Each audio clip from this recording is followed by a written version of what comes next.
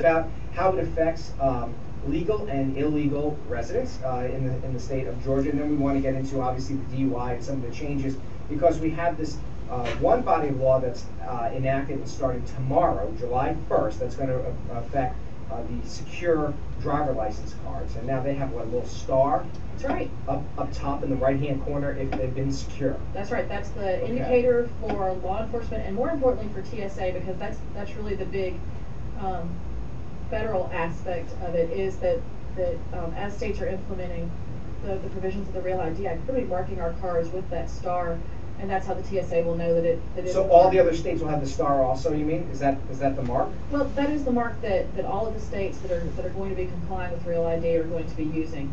Is the star. Is the star. Exactly the same for everybody. I know, it's good. I'm just it's curious. Now, what do I do? And here's one of the questions I'm sure somebody will have. It's Tuesday or Friday of next week. Oh, my license is expired. I did it online last time. Now I've got to go in to DDS, right? I can't do it online anymore because it's expired and we have this new law in place. Is that correct? That's correct. We are not doing online renewals for customers, and at this time, once we've got customers who have been through the Secure ID process, the next time that they renew, they can use the online functionality. And we're still allowing folks to do address changes and replace lost licenses through our website. But renewals, you will have to come in and see us. Well, that's actually kind of nice, because if I was applying for the renew, like let's say I lost it, well, that's kind of nice. I wouldn't have sculpted it that way. I would have been like, oh, anytime we have to reissue, I'd be like, come on in, who are you?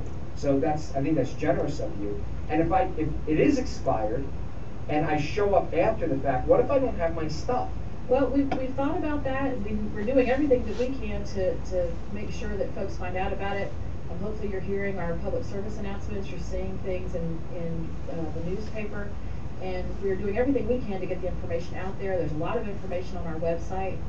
If you do show up without your documents and you are an existing customer, what we'll do is we'll issue you a temporary over-the-counter interim card that's valid for 120 days, give you a chance to go home, dig through your lockbox. Because I'm thinking to myself, what do I do, right? Yeah. Because so many people are going to wait to the very last minute, right, and then they're going to be driving with an invalid license.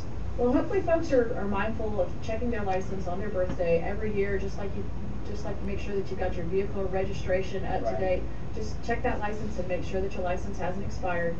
And if you do expire and you're coming back in next week, just reach into your lockbox, reach into your file cabinet, grab that the birth certificate or your U.S. passport, grab your 2 most recent utility bills, and come on in to see us. We'll be happy to take care of you. Is there any time?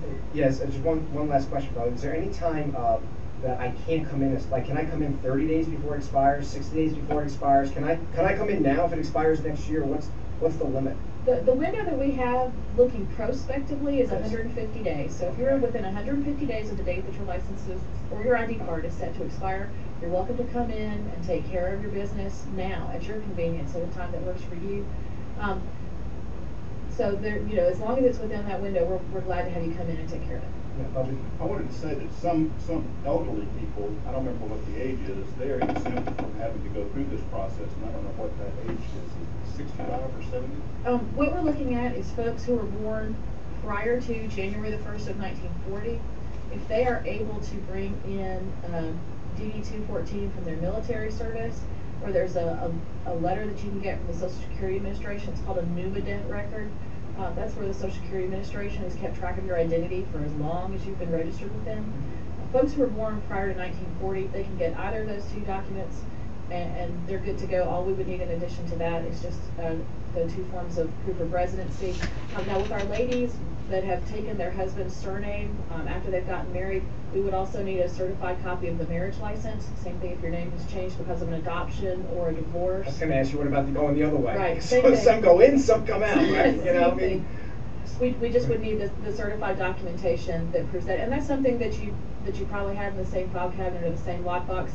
That your birth certificate is in. They're if you're like me, they're all stuck in the same manila file folder. You just grab that whole thing and walk out the door. If you have questions about what to bring with you, our website, we've created a wonderful checklist that each person can go onto the website, www.dds.ga.gov, dds.ga.gov, click on the Secure ID link, and you can create a personalized checklist that will help you go find what you need, make sure that you have what you need, so you walk in the door, you're ready to go. Yeah, and we link to you, just so you know, on WSBradio.com. So if anybody wants to go there, click under traffic, and you'll see all the other requirements there. Let's take a couple